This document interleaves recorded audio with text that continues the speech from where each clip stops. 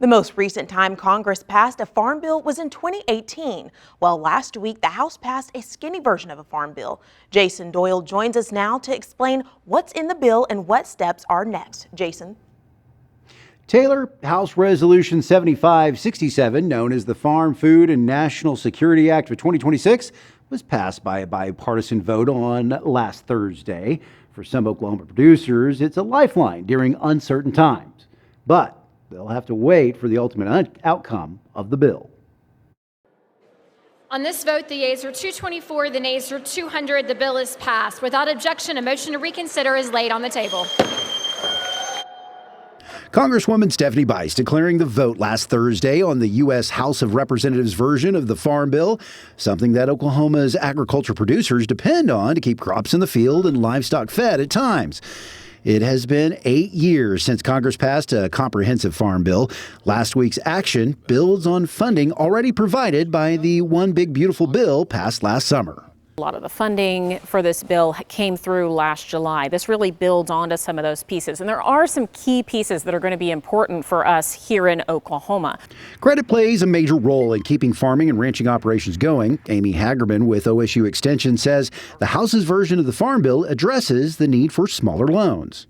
So if we think about credit as a great place to start, expanding those limits on the loans that can be made, also expanding the microloan availability. We have a lot of smaller producers that are just getting started in the state, and microloans are a great way to get into those key pieces of infrastructure that they need. During his opening remarks, while the Farm Bill was being worked on by the House Committee on Agriculture, Congressman Frank Lucas said this legislation can help smaller producers gain the foothold they need to be successful in rural Oklahoma. It is aimed at making life better back home. To name a few provisions among many, this bill reauthorizes a suite of critical research, rural development, and credit programs that will invest in our communities and create rural resiliency for decades to come. Oklahoma's representative for the 3rd Congressional District also notes the Farm Bill could strengthen the safety net farmers and ranchers rely on. I know I'm not the only member here whose district has been devastated by wildfires or other natural disasters. But events like these serve as a reminder to us that the programs we get to review in the Farm Bill discussions matter in more ways than we often realize. Whether we're talking about that for livestock producers through some of the insurance products, or whether we're thinking about it for our crop producers in terms of some of the both disaster and crop insurance products.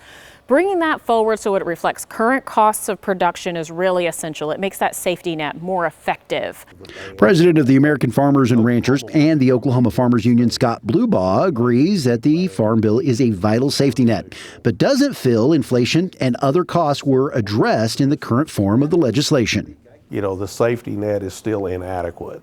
So basically what they've done with this Farm Bill is just tweak the version from 8 years ago a little bit. And we all know from 8 years ago that what inflation has done throughout the country, our cost of production have doubled in most cases. Blubaugh adds that President Trump's trade policies have limited access to foreign markets for some producers as well.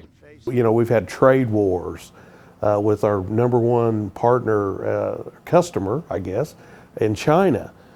For many, many years now, and destroyed our trade markets. Amy Hagerman with OSU Extension says the overall Farm Bill is still a work in progress, and it could lead to improvements in trade and relief for ag producers. So we're on year 8 of this Farm Bill, and that has had some consequences because the world looks quite different in 2026 than it did in 2018 economically. Costs of production, thinking about how world markets are operating right now. And so these are really key changes that are needed to bring the Farm Bill forward to the current market environment. While Congress is taking more time than it usually does to craft a new Farm Bill, there are still needs to be met. Relief funding is coming from the One Big Beautiful Bill passed last year, but those funds are not yet available. Even in the Big Beautiful Bill that was passed by Congress last summer, that put quite a bit of agriculture relief in there, has yet to be it's yet to come out to the farmers and ranchers. And it'll be October before that money even starts to flow out to the farmers and ranchers. And we've seen that in conversation around the Farmer Bridge Assistance Program payments as well. Recognition that this Farm Bill has taken a while to get to production phase, and that there needed to be some of that bridge assistance, even in the immediate term in ad hoc, but now also having some of that bridge assistance for disaster programs as well. Bridge funding and the use of microloans, as mentioned earlier, could be key to keeping younger farmers and ranchers to stay in the industry. We're seeing some of our young farmers actually going out of business, and I'd been calling this for a couple of years that this was coming. And there are most vulnerable farmers and ranchers are our young farmers, because they don't have a lot of equity built up and have staying power with the banks to ride it through these tough times. While Blubaugh and other ag producers are happy for the progress, he believes more needs to be done before the work on the Farm Bill is complete. We need to take a really long look at this Farm Bill, and instead of tweaking it, in my opinion, we need to overhaul it and make it suitable for today. Senate Agriculture Committee Chair John Boozman says his committee will likely take on the Farm Bill late this month or sometime in June.